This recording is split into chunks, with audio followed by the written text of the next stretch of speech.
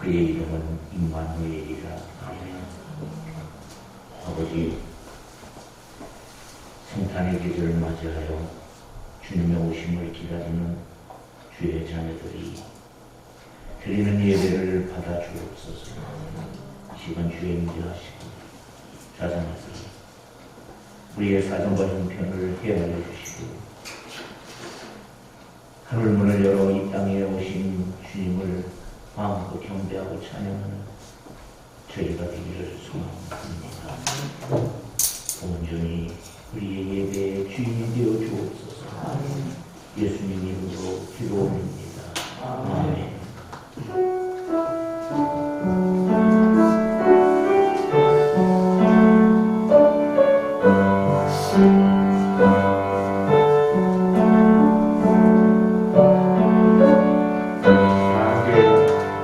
임마누엘 주님을 찬양하도록 하겠습니다. 저희 밖에 저들 밖에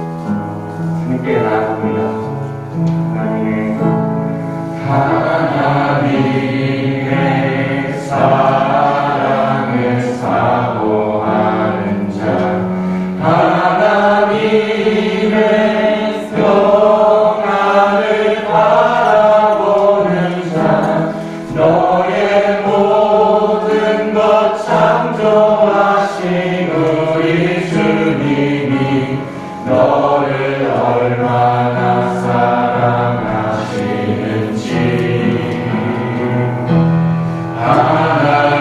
하나님께 찬양과 경배하는 자 하나님의 선하심을 닮아가는 자 너의 모든 것 창조하신 우리 주님이 너를 자녀 삼으셨네. 하겠습니다. 하나님 사랑의 눈으로 너를 어느 때나 바라보시고 하나님 자한 비로소 언제나 너에게 기울이시니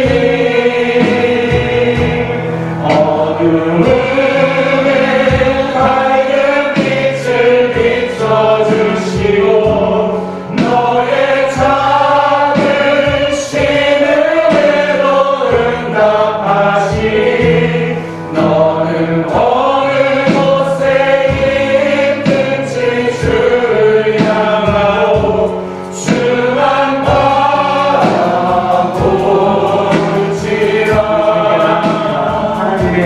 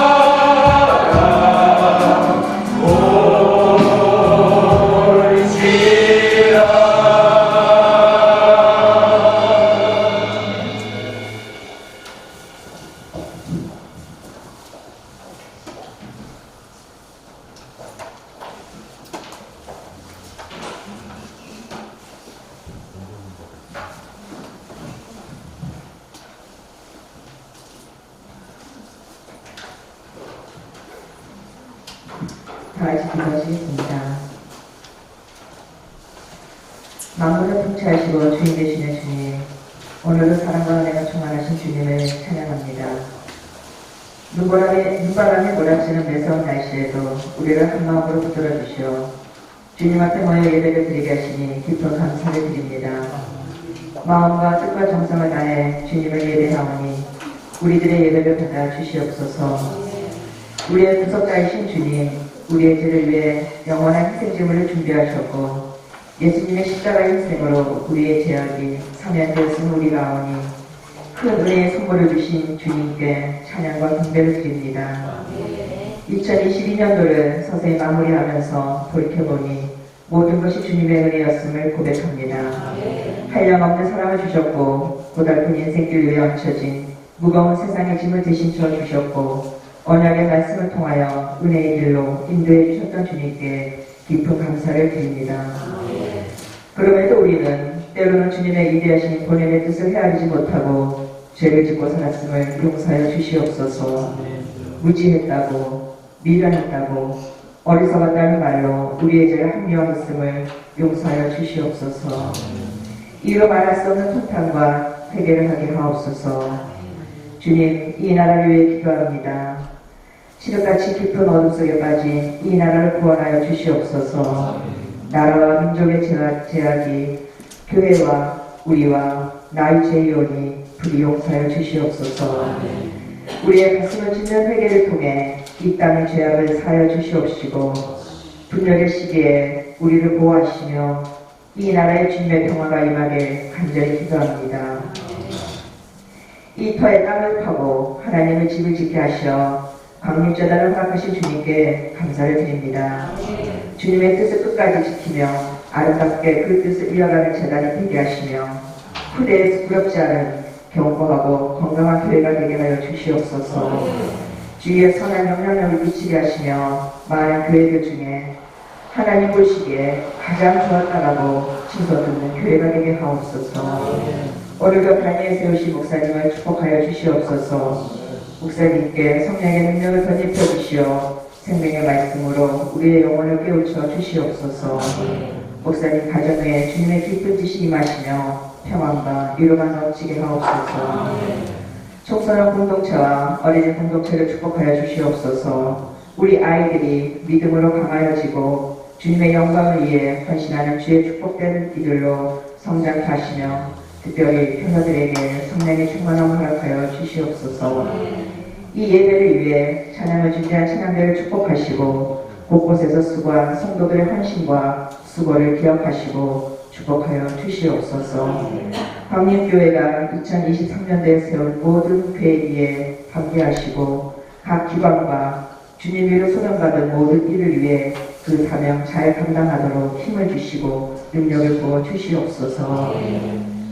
사랑이 많으신 주님, 우리들의 삶의 우선순위는 오직 주님이십니다.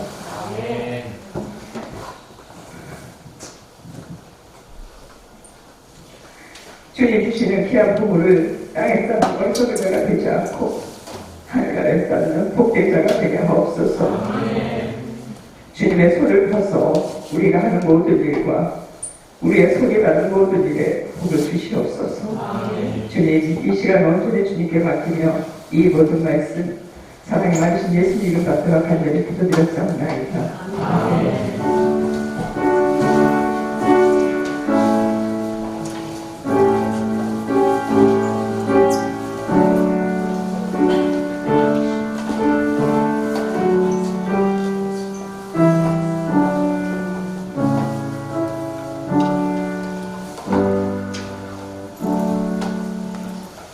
할렐루야. 오늘은 대강절의 4번째 주일입니다. 다음 주일이 크리스마스 성탄절입니다. 우리가 기대하는 대로 주님은 이미 오셨습니다. 그리고 우리가 함께 하십니다. 성탄 예배는 조금 변형해서 드리겠습니다. 잘 광고를 들어주세요. 25일 1부 예배는 저희가 드리지 않고 2부 예배를 1시간 당겨서 10시에 드립니다. 그래서 전교인들이 10시에 예배드리고 11시에 성탄 발표회를 하고 성탄 발표회를 마치면 전교인 애찬식을 별도의 장소에서 하도록 하겠습니다. 그리고 마지막 주일이기 때문에 교회 창립주일로 함께 진행합니다. 오늘 2부 예배를 마치면 여순교회 총회로 모입니다. 그리고 나서 속회로 모이고 성탄 준비를 해주시기를 바랍니다. 우리 성탄절에 경품 이벤트가 있는데 이번 경품 이벤트는 여러분들 가정에서 나누고 싶은 물품을 가져와 주시면 그 물품을 나눠주도록 하고 뒤에 경품함 창고가 있습니다. 거기에 채워주시면 되겠습니다. 마지막 날은 송구 영신 예배로 드립니다. 올해는 7시, 저녁 7시에 드리고 10시쯤 안에 마치게 됩니다. 속회제 편성을 하고 성경 완독자를 격려하고 성찬 예배를 드리고 송구 영신 예배, 안수기 예배 등이 있습니다. 교회학교 교사 모임이 다음 주일에 있습니다. 그리고 뒤에 2023년 새 달력이 나와 있습니다. 나가실 때 가져가 주시기를 바랍니다. 교회에서 알려드리는 말씀은 여기까지입니다. 다 함께 일어나십시다. 이 시간 우리의 신앙을 사도신경으로 고백하겠습니다. 나는 전능하신 아버지 하나님, 현재 창조주를 믿습니다. 나는 그의 유일하신 아들 우리 주 예수의 뜻을 믿습니다. 그는 성령으로 되어 본토는 마리아에서 나시고 드디어 빌라도에게 고난을 받아 십자가에 못 박혀 죽으시고 장사된 뒤 4일 만에 죽은 자 가운데서 다시 살아나셨으며 하늘로부터 전능하신 아버지 하나님 특별한 자리에 있다가 거기로부터 살아있는 자와 죽은 자를 심판하러 오십니다. 나는 성령을 믿으며 거룩한 공교회와 성도의 교제와 죄를 용서받는 것과 몸의 부활과 영생을 믿습니다. 아멘. 오늘 우리에게 주시는 하나님 말씀입니다. 마태복음 1장 18절부터 25절 말씀입니다.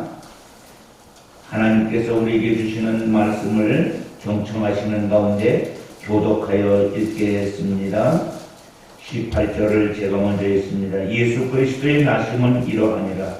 그의 어머니 마리아가 요셉과 약혼하고 동거하기 전에 성령으로 잉태된 것이 나타났더니 그의 남편 요셉을 유로운 사람이라. 그를 인정하지 아니하고 하나님 뜻대로 이 일을 생각할 때에 주의 사자가 현명하여 이르되 다윗의 자손 요셉아 내 아내 마리아를 데려오기를 무서워하지 말라.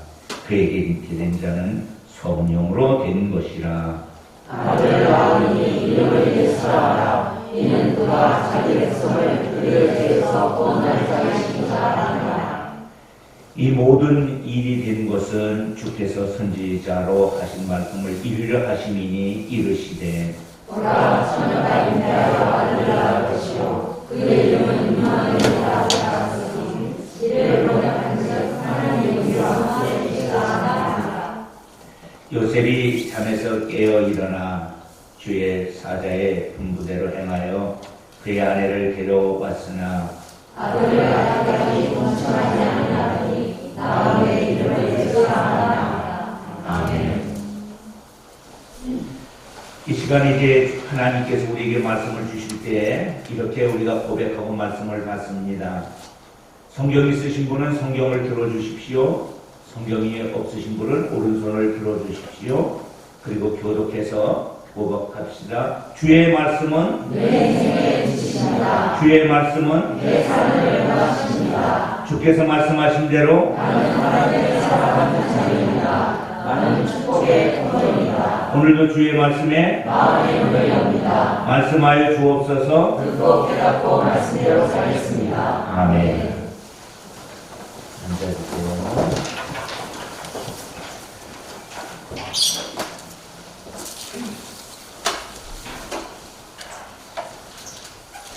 할렐루야. 성탄의 계절에 우리가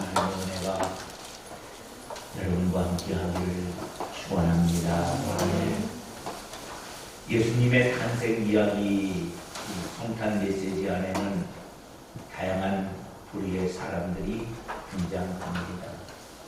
그 대표적인 것이 어머니 아버지이신 마리아와 요셉이고, 그리고 동방 박사들이 있고 목자도 있고, 또 세례 요한의 아버지 사가랴와 어머니 엘리사벳도 성탄 이야기 속에 들어있고, 시몬과 안나도 성탄 이야기 속에 들어있습니다. 그런데 성탄 이야기에서 가장 소홀히 취급되는 분이 누굴까 생각해보다가 예수님의 양아버지라고 불려지는 요셉이 아닌가 이런 생각이 들어요. 예수님의 양아버지가 되어 예수님을 양육하고 그리고 많은 식구들을 부양했습니다. 그러나 그는 잘 결혼하지 않은 조용한 사람이었던 것 같습니다.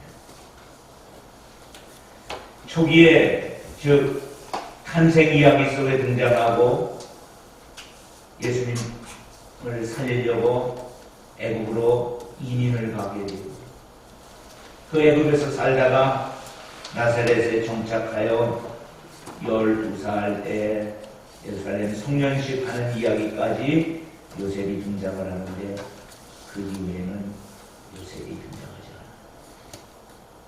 살았는지 죽었는지 왜 빠졌는지를 잘 몰라요. 그래서 이게 역사가들은 일찍 죽었다 그렇게 이해를 합니다. 어떻게 보면 안 된 사람이라고 얘기할 수 있습니다. 성탄절이 아니면 잘 이야기하지 않는 요셉의 이야기입니다.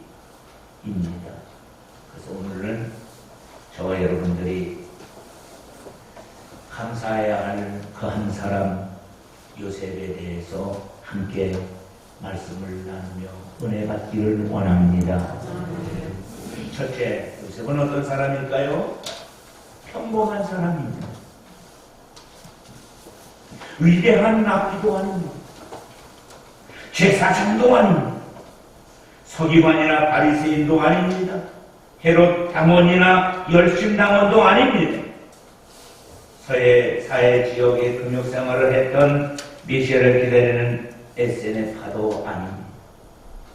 그는 갈릴리 나사렛 작은 동네에서 평범하게 사는 한 젊은이였습니다. 그리고 직업은 목수였습니다. 그저 목수 일을 충실히 감당하는 사람이었습니다. 역사의 기록을 남길 만한 거리를 우리에게 보여주지 못한 사람입니다. 그가 잘한 일이 있다면 예수 아버지였다는 것입니다.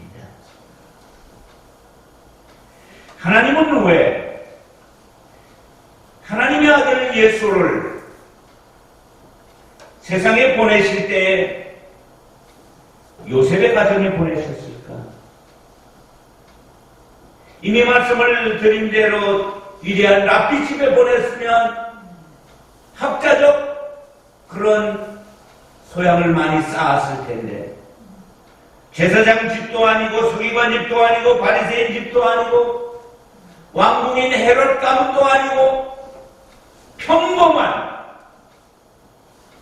나사렛에서 어찌 선한 것이 날 수 있겠느냐는 그 나사렛, 그 동네에, 그것도 더 평범한 목수에게 그 가정에 보내셨습니다. 결론은 이렇습니다. 하나님은 평범한 사람을 쓰신다는 것입니다. 하나님은 누구를 써요? 평범한 사람. 요셉은 특별히 드러날 만한 것이 없는 평범한 사람이었습니다. 인류 역사상 평범한 사람이 많은 위대한 일을 한 것을 보게 됩니다. 아브라함과 이삭과 야곱을 우리는 믿음의 조상이라고 말해요. 그 중에 아브라함은 창세기 12장부터 25장까지 무려 13장에 등장하는 인물입니다. 야곱도 창세기에서 12장이나 걸쳐서 등장하여 기록해 주고 있습니다. 그런데 그 중간에 있는 이삭은 2장. 위대한 믿음의 조상 아브라함과 이스라엘의 민족을 있게 한 야곱의 중간에 끼어있는, 어찌 보면 빼도 이상할 게 없는 그러한 사람이었습니다. 그러나 여러분, 그 평범한 이삭이 없으면 어떻게 될까요? 성경의 연결고리가 끊어지고 마는 거예요. 연결고리는 반드시 필요한 줄로 믿습니다. 세상에는 그냥 있어진 존재가 없습니다. 다 하나님이 운동장에 있는 돌멩이 하나도 필요하여 거기 있게 한 줄로 믿습니다.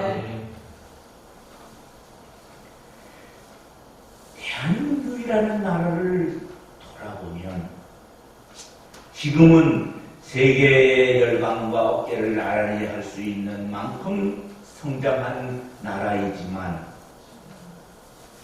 우리가 잘 아는 대로 6.25 전후에서 대한민국은 비참한 나라 중에 하나였을 것입니다. 지금 과거를 돌아보면 지금의 모습에 감사할 뿐입니다. 하나님께 영광을 올려드립니다. 대한민국이 있기까지 대한민국의 어려움이 많았지요. 그 오랜 역사를 다 제껴놓고 일제 36년의 어려움이 있었어요. 민족 말살 정책의 일환이 돼서 나라의 말을 뺏기고 이름을 빼앗기고 그런 일들을 얼마나 가슴 아프게 당했는지 모릅니다. 그래서 조국 해방이 된 이후에 바로 6.25라는 북한의 침략으로 인해서 전 국토가 참담하게 되었습니다. 파괴가 되어서 남은 것이 없을 정도가 됐습니다. 그런 나라에 하나님이 은혜 주어서 평범한 사람들이 열심히 일하여 이 나라를 만들어왔습니다. 대한민국 발전에 초석이 되었던 사람들 중에 잊지 못하는 사람은 독일로 간 광부들이었고 독일로 간 간호사들이었습니다. 지하 수천 미터에 내려가서 거기서 석탄을 캐내고 철을 캐내고 하는 그러한 일반인들이 할 수 없는 곳까지 내려가서 기술했던 광부들, 또 간호사들이 시체를 닦는 일을 할 사람이 없어서 그 일을 하면서 조국의 발전을 위해서 돈을 벌고 한국을 보냅니다. 평범한 사람들이 아침 일찍 일어나 밤늦도록 하루 종일 수고합니다. 그래서 유독 한국의 40대들은 과로사가 많습니다. 열심히 일해서 그 몸이 망가져집니다. 이런 희생과 수고가 대한민국에 있었는 줄로 믿습니다.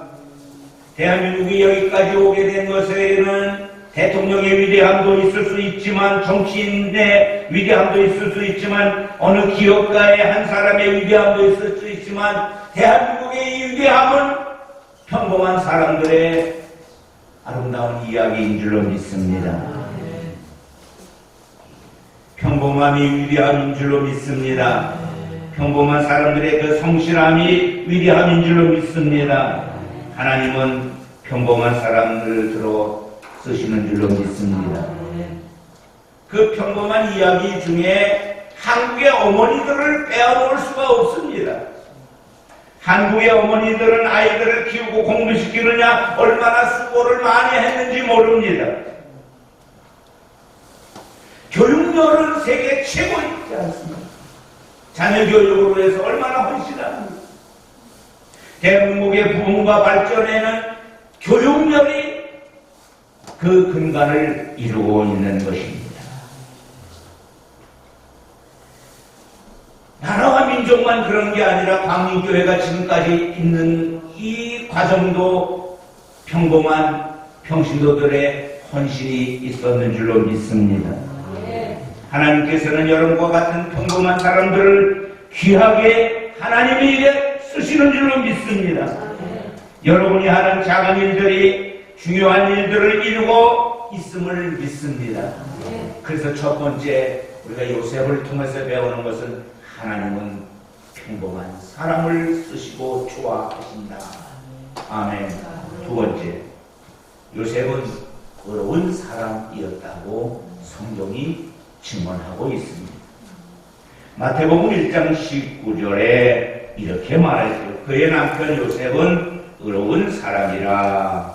그래서 그를 드러내지 아니하고 가만히 끊고자 했다. 여기 어려운 사람이라는 이 어려움에는 두 가지 의미를 담고 있는데 그 중에 두 번째 어려움에 해당되는 거예요. 보통 어려움은 흠이 없는 이라는 어려움을 갖고 있고요.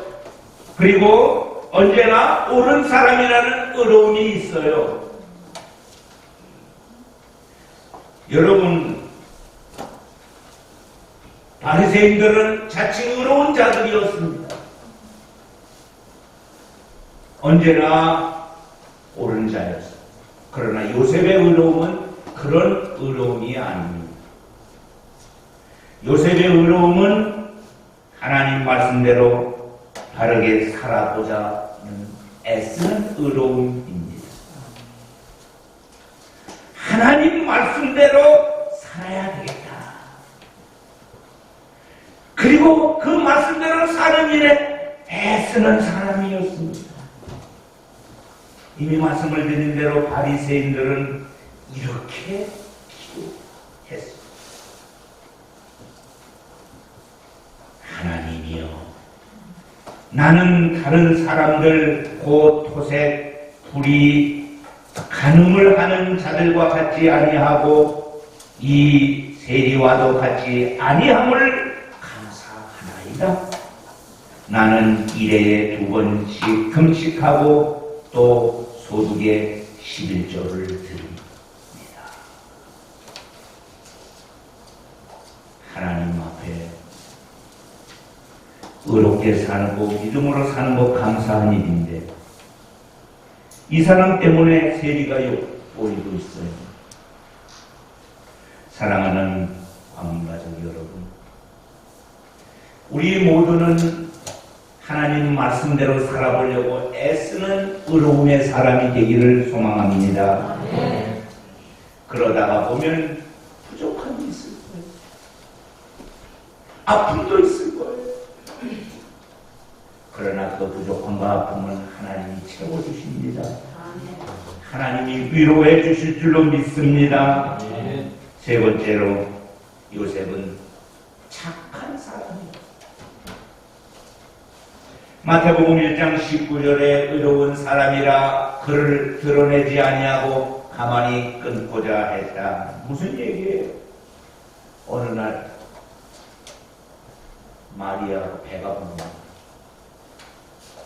처음에 진단을 받았어. 왜 그러지? 요새 뭐 많이 먹었나? 그런데 그 모습이 임신하는 모습이었어요. 청천벽력 같은 이야기죠. 이거 여러분 쉽게 받아들일 이야기 아닙니다. 하나님께도 원망했는지 모르죠.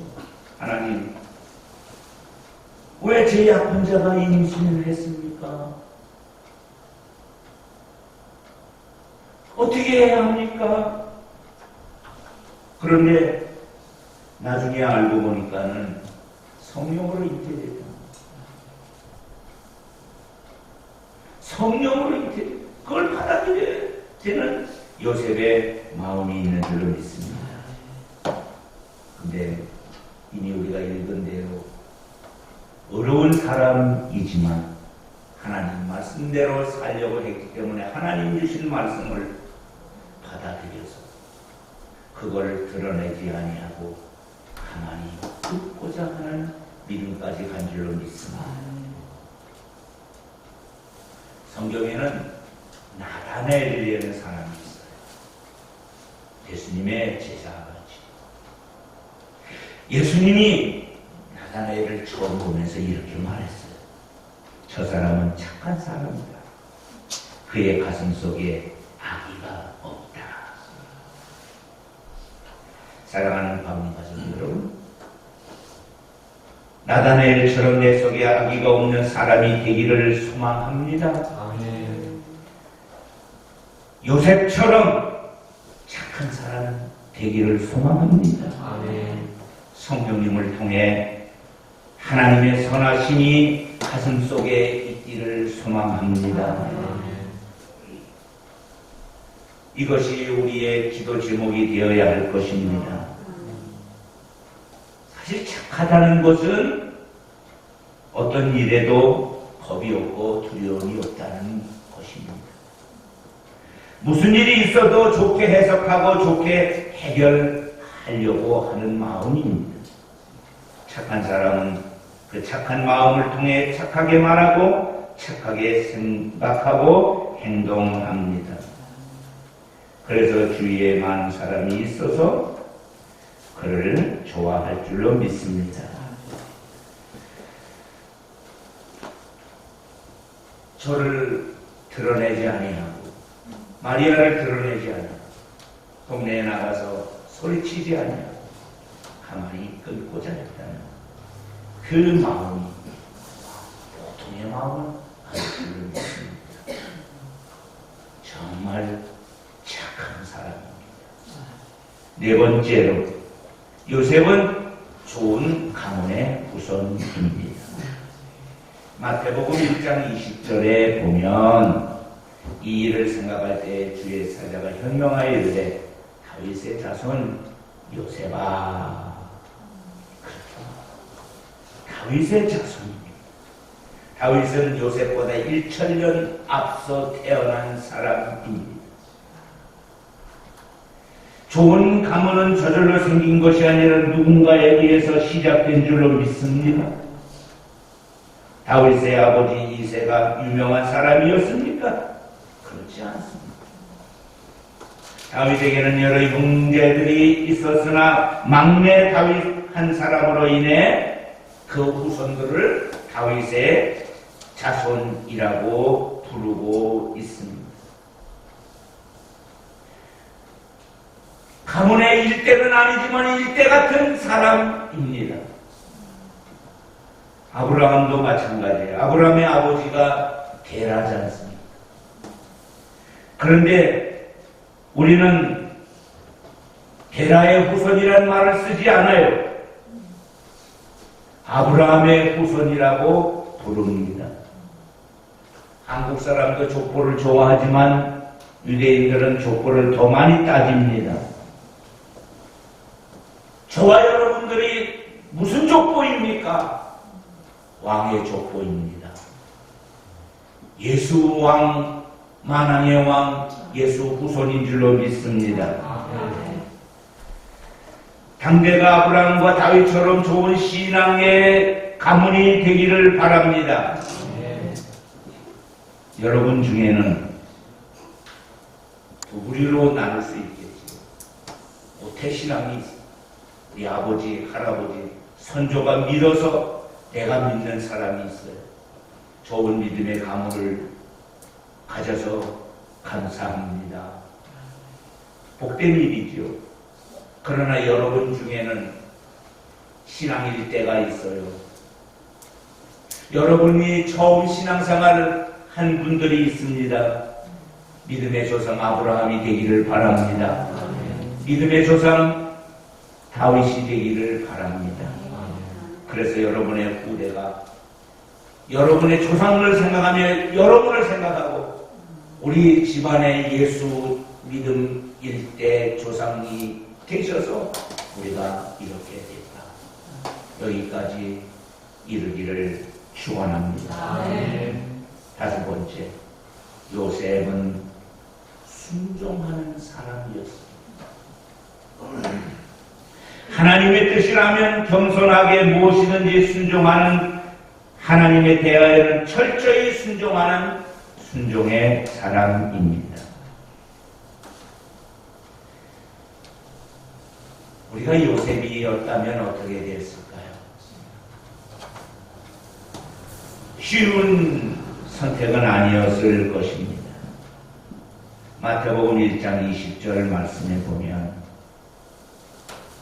이렇게 이제 이걸 파혼해야 되나 아니면 율법에 의해서 고발해야 되나 아니면 받아들여야 되나 고민하고 있을 때 다시 꿈속에서 사자가 현몽하여 이릅니다. 꿈속에 말합니다. 다윗의 자손 요셉아, 내 아내 마리아 데려오기를 무서워하지 마라. 그에게 잉태된 자는 성령으로 될 것이다. 아멘. 내 아내 마리아 데려오기를 두려워 말라. 무서워 말라. 그래서 그는 데려왔고 그 이후에 무서워하지 아니한 줄로 믿습니다. 세상에 무엇보다 하나님 말씀과 하나님의 뜻과 지시라면 언제나 순종하는 사람이 되어야 할 것입니다. 자기 욕심이나 주장과 원하는 것을 모두 내려놓고 심지어 자기 자신도 내려놓고 하나님의 뜻에 순종해야 합니다. 하나님께서 우리를 사용하시고 우리를 통해 하나님께 영광을 받으시기를 하나님은 소망하고 계십니다.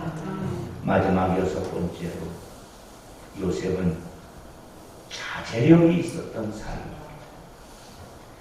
마태복음 1장 25절에 보면 아들을 낳기까지 동침하지 아니하더니 나음의 이름을 예수라 하니라.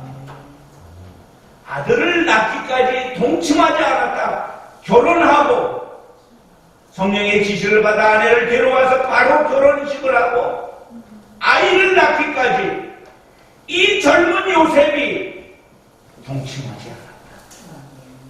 성령의 지시가 있었습니까? 동침하지 마라. 없었어요. 그러나 스스로 자제하고 아기를 낳기까지 동침하지 아니한 줄로 믿습니다. 하나님의 뜻을 보호하고 지켜주고 싶었던 줄로 믿습니다. 요셉은 어린 나이에 어떤 삶의 과정을 가지고 있었는지는 알지 못하지만 그가 청년이 되어 아름다운 성령의 열매를 맺고 있는 모습을 보게 됩니다. 갈라디아서 5장 22절로 23절에 보면 오직 성령의 열매는 사랑과 희락과 화평과 오래 참음과 자비와 양성과 충성과 온유와 절제니 이 같은 것을 금지할 법이 없느니라. 절제력은 성령의 열매 중에서 마지막 열매입니다. 성령의 열매는 사랑으로부터 출발합니다. 사랑하면 기쁨이 있습니다. 화평하게 됩니다. 사랑은 오래 참아야 사랑이 가능합니다. 사랑에는 자비가 있습니다. 착한 양선이 있습니다. 충성이 있습니다. 온유가 있습니다. 마지막에 이 모든 것을 감싸는 것은 절제입니다. 아멘. 요셉에게는 절제의 열매가 있습니다. 결혼하고도 젊은 요셉이지만 아내와 동침하지 아니하는 절제력을 갖고 있습니다.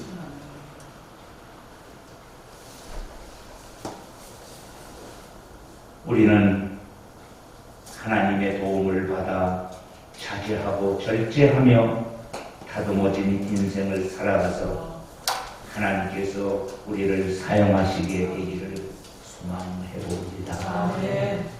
이제 결론으로 말씀을 드린다면 6가지를 이야기했어요. 요셉은 평범한 사람. 평범한 사람이 중요한 사람입니다. 하나님은 평범한 사람을 쓰십니다. 요셉은 어려운 사람입니다. 누가 알아줘서가 아니라 하나님 앞에서 하나님 말씀대로 바르게 살아보려고 애쓰는 사람입니다. 요셉은 착한 사람입니다. 그래서 남의 문제를 지적해내기보다는 덮어주려는 사람입니다. 요셉은 좋은 가문의 사람입니다. 다윗의 자손입니다. 요셉은 순종하는 사람이었습니다. 6번째, 자제력이 있었습니다. 이 성탄절에 우리가 요셉을 귀하게 다룹니다. 요셉 같은 사람이 되기를 소망해 봅니다. 하나님이 내 사랑하는 아들을 어디에 보낼까? 요셉 가정에 보냈으면 좋겠다. 그래서 선택받았다면 이 아름다움이 우리에게 있다면 우리의 삶에도 하나님이 귀히 쓰는 놀라운 은혜가 있을 줄로 믿습니다. 기도하겠습니다. 하나님 감사합니다. 오늘도 말씀을 허락하여 주시니 감사하고 성탄에 육신의 아버지인 요셉을 다루었습니다. 매우 귀한 사람인 줄로 믿습니다. 우리들도 요셉을 본받아서 요셉과 같은 사람이 되어 주님 앞에 귀히 쓰임받게 하옵소서. 예수님 이름으로 기도드립니다. 아멘.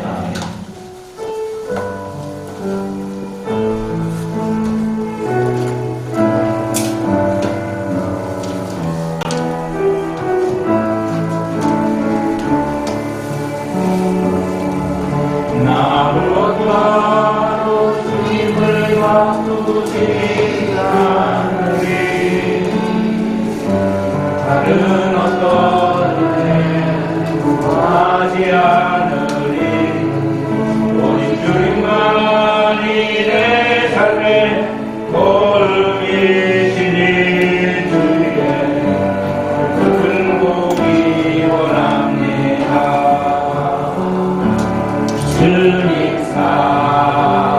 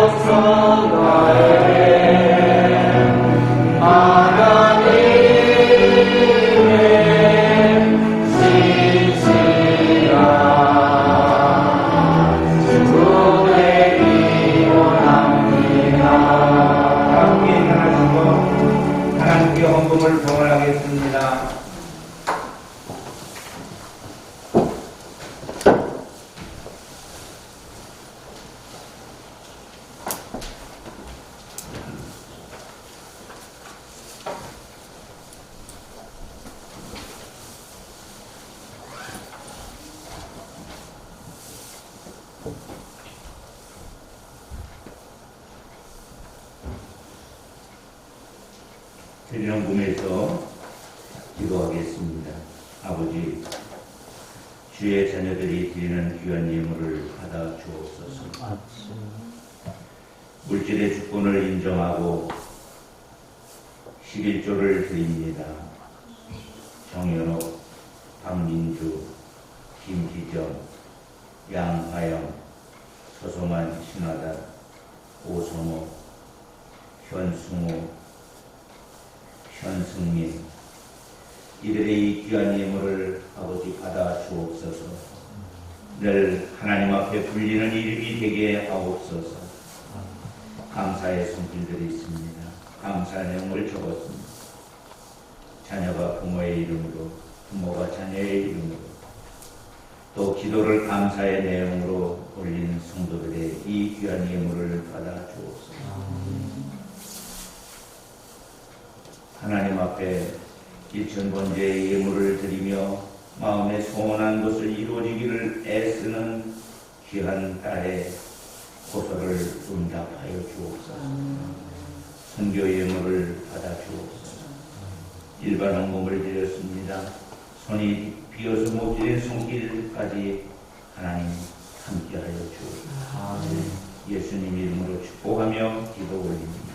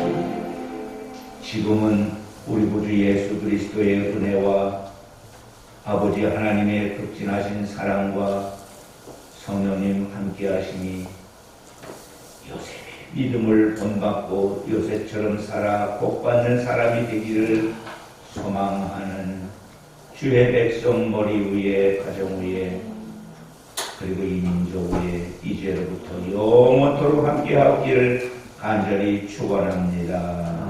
아멘.